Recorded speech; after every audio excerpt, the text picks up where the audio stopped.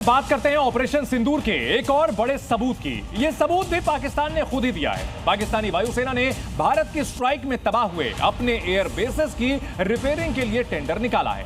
भारत के हवाई हमले में आतंकिस्तान के 11 एयरबेस को भारी नुकसान हुआ है। अब पाकिस्तान की वायुसेना ने 3 एयरबेस की मरम्मत के लिए ऑनलाइन टेंडर निकाला है। यानी पाकिस्तान का झूठ एक बार फिर दुनिया के सामने आ गया है। जिस तरह भारत ने पाकिस्तानी एयरफोर्स के एयरबेस और सैन्य ठिकानों पर बारूद बरसाए, ठीक वैसे ही पाकिस्तानी सेना के झूठ पर भी बारूद बरसाए हैं। हिंदुस्तान से पिटने के बाद भी पाकिस्तान सफेद झूठ बोल रहा है। हिंदुस्तान दुनिया को पाकिस्तान की तबाही का सबूत देता रहा और पाकिस्तान हर सबूत को नकारता रहा।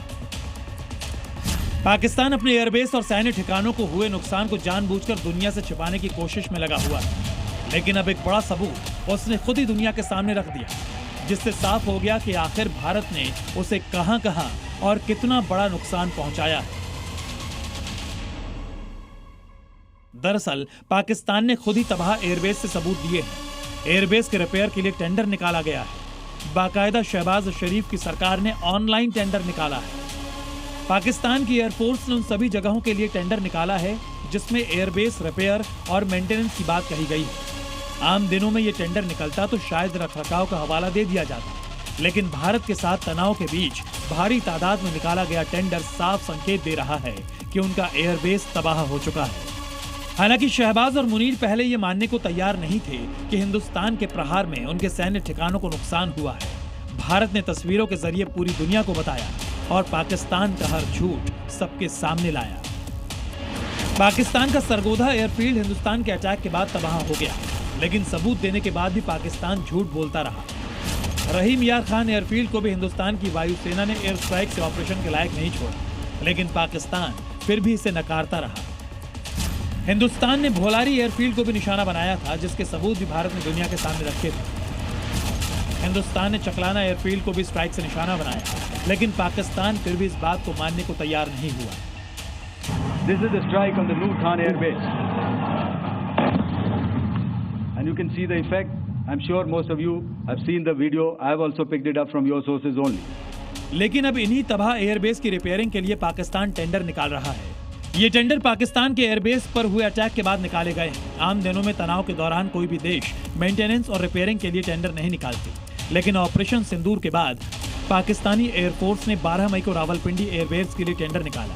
फिर 13 मई को रिसलपुर एयरबेस के लिए टेंडर जारी किया। इसके बाद 13 मई को ही कलहर एयरबेस की रिपेयरिंग का टेंडर निकाला गया। 13 मई को ही एक और रिसलपुर एयरबेस की रिपेयरिंग का टेंडर निकाला गया। इसके बाद 14 मई को फिर से रावलपिंडी एयरबेस के लिए टेंडर निकाला। दरअसल पहलगाम अटैक के बाद जब हिंदुस्तान ने पलटवार किया तो पाकिस्तान के 11 एयरबेस को तबाह कर दिया गया था,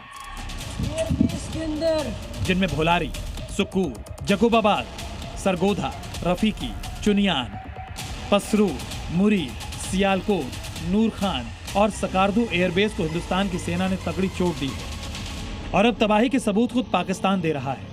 लेकिन सवाल है कि कंगाल पाकिस्तान के पास इन एयरबेस की रिपेयरिंग के लिए पैसा आया कहां से? तो जवाब है, ये वही फंड है जिसे पाकिस्तान ने अपनी गिरती अर्थव्यवस्था को सुधारने के लिए IMF से लिया था।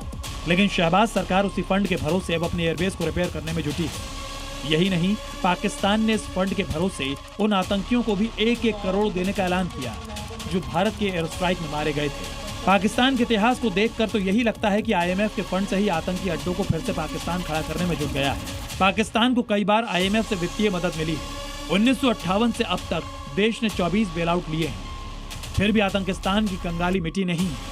एक बार फिर IMF ने पाकिस्तान की सहायता की है, लेकिन इस बार पूरी दुनिया की नजर इस बात पर है कि क्या पाकिस्तान इन पैसों का उपयोग पाकिस्तान की सेना और लश्कर तैयबा और जैश ए मोहम्मद जैसे आतंकवादी ग्रुपों को सपोर्ट करने के लिए तो नहीं कर रहा।